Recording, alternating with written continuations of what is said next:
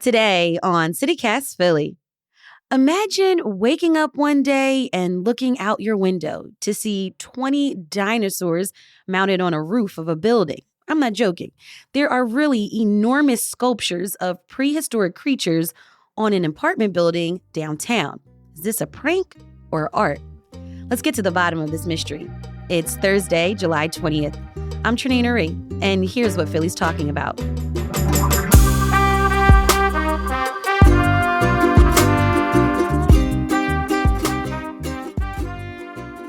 Stephanie Farr, thanks for coming back on CityCast Philly.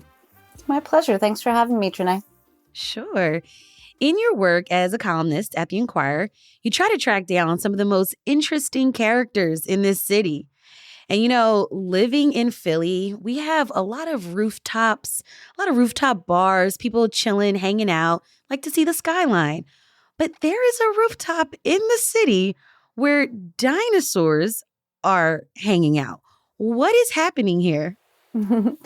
So, I got an email from a reader, Elizabeth Dobbins, and she emailed me a photo. She had been at a friend's apartment in Center City and looked across to the Riverwalk apartment building and saw that there were, she called them life-size dinosaurs on the roof. She sent photographic... Life-size dinosaurs. I'm sorry, but this is insane. They're not exactly life-size. They're about 5 to 20 feet in length each, but they're quite large. So she sends me this photo and says, do you know anything about this? And if not, can you find something out? And you say dinosaur and mystery, and I'm there. So I got to tracking down the property group that owns the building. That's PMC Property Group. And they seemed surprised that I was interested in why dinosaurs had appeared on the roof of their building, as if this is something that happens every day in Philly. Like this is normal. Yeah. So it took them a little while to get back to me.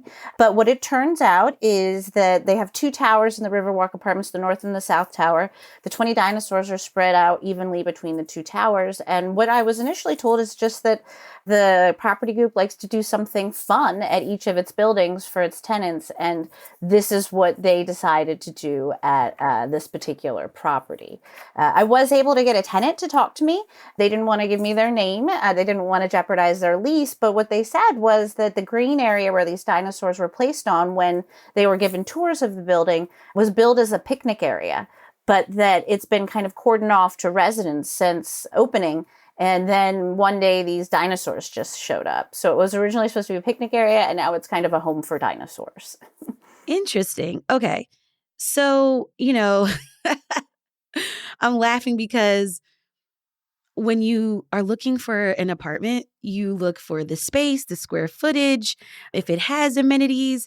But this particular property group put dinosaurs. So do some of the residents in the Riverwalk buildings, do they like the dinosaurs or do they hate them? Mm-hmm. Well, the one I talked to that I was able to get to speak with me said that generally, there was confusion over them at first. So PMC didn't really tell residents why they put these dinosaurs on there. So the residents had just as many questions as the reader who reached out to me. But he said overall, the reception is positive now, that they tend to like them. Kids who visit, really enjoy them. And they've brought a little, surprise factor to the rooftop, I guess. Interesting. Now, let's get into actually what it looks like. So, as you said, it was supposed to be a green space.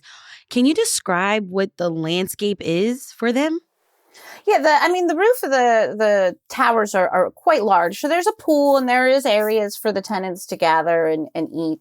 The cordon off area, I'm not sure because I haven't been to the building. I've only seen photos, but it appears quite large too. And the resident told me it's got a grass-like substance there. And he said it's not grass, but it does appear to be organic. And it's spotchy, like patches of grass. So what it looks like is they probably had hoped, and this is just me spitballing, the grass would grow well. It didn't, and they put these dinosaurs in while they're trying to get the grass to kind of take root there. But do dinosaurs help grass grow? No, but they at least keep the area interesting for the tenants that are there. So the tenant did tell me that kids and even some of the residents seem to really be fascinated by them now. But you can't touch them. You can't get close enough to climb on them or anything. Oh, man, that was my next question. I know, right?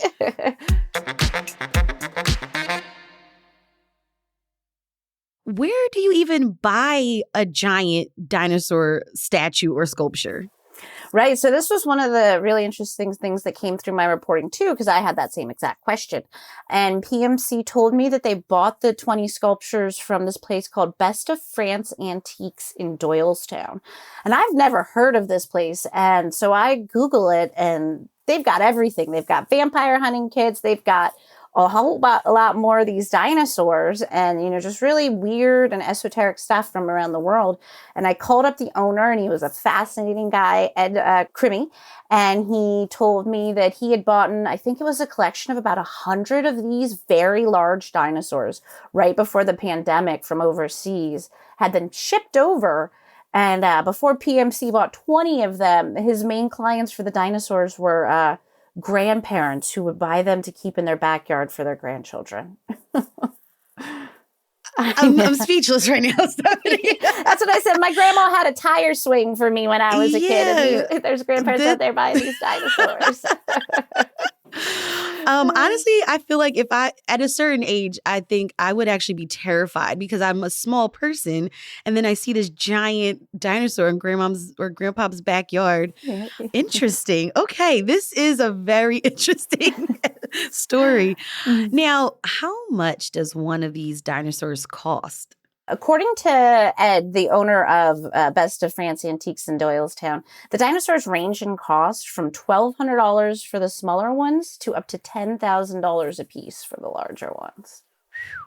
That's a lot of money. Yeah. Mm-hmm. I think it's cheaper to just put up that tire swing set.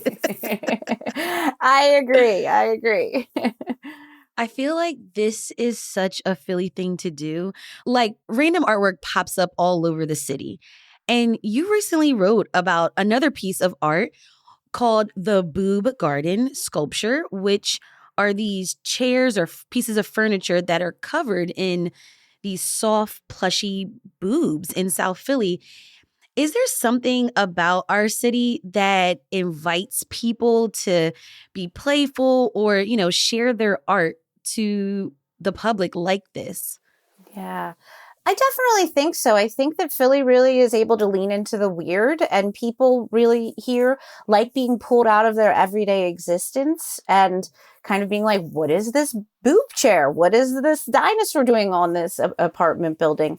And the Boob Garden was guerrilla art. So that was one artist who worked to do this. Now you have this large property group who's also kind of doing this thing as well. So I think it's definitely something that speaks to our fun and jovial nature and just surprising people in ways they didn't expect.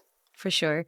Now, Stephanie, what about the haters? Not everyone's going to see these displays as art or even funny or playful. So how do we kind of get through that?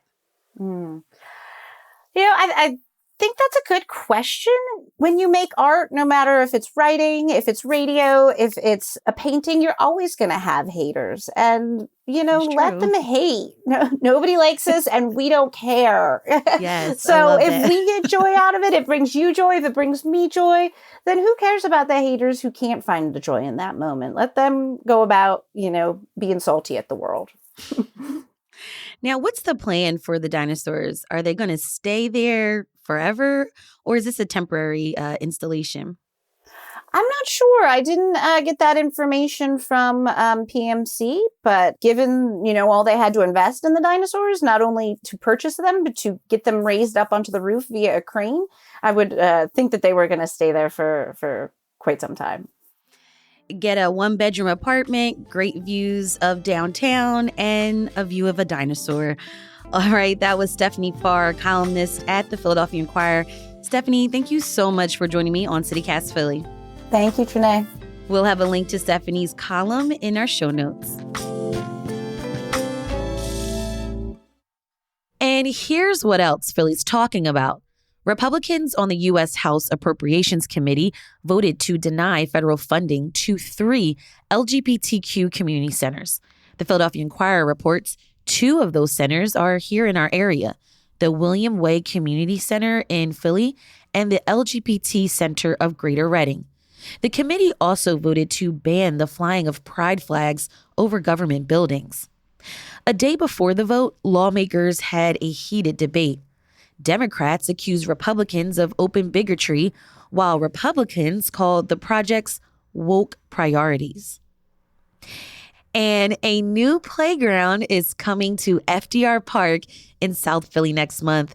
KYW reports one of the main attractions will be the largest swing set in North America.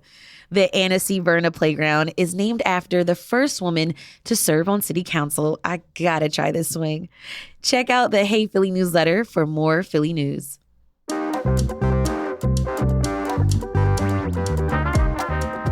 That's all for today here on CityCast Philly. If you enjoyed this episode, tell a friend, rate the show, leave us a review, and hit that subscribe button. Be sure to sign up for our morning newsletter too. It's called Hey Philly. We'll be back tomorrow morning with the Friday News Roundup. Bye.